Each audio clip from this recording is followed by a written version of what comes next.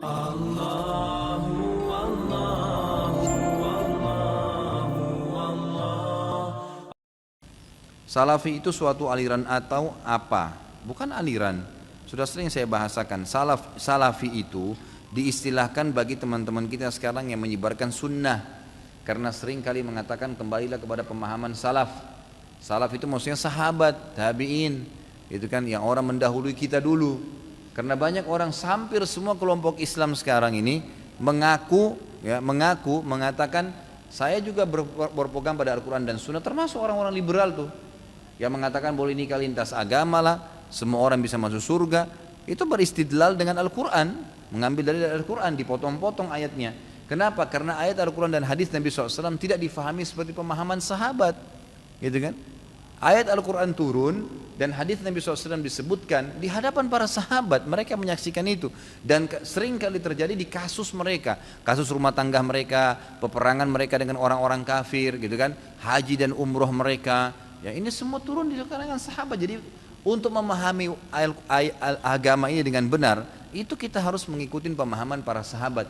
Maka itu diistilahkan dengan kaum salaf yang telah mendahului kita.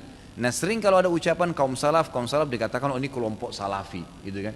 Kelompok salafi. Dan orang-orang yang sebenarnya mengatakan kelompok salafi lah, kelompok wahabi lah, atau apa saja namanya, itu hanya orang-orang yang membenci sunnah Nabi SAW sebenarnya. Ya, kalau dia hadir di pengajian sekali saja, dia akan dengarkan ternyata qaul Allah, qaul Rasul. Allah berfirman, Rasulullah bersabda.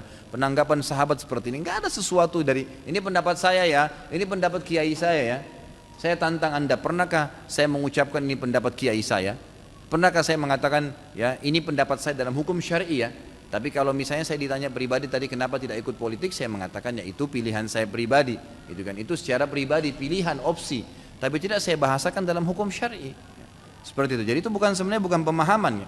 Itu cuma karena ada ucapan seperti itu. Apakah ustaz seseorang yang termasuk dengan aliran salafi tersebut? Ya Allahu alam, saya tidak tahu. Kalau orang bilang Ustaz Khalid salafi, ya biarin aja dia ngomong salafi. Orang mau bilang saya wahabi silakan, mau bilang aliran apa saja silakan.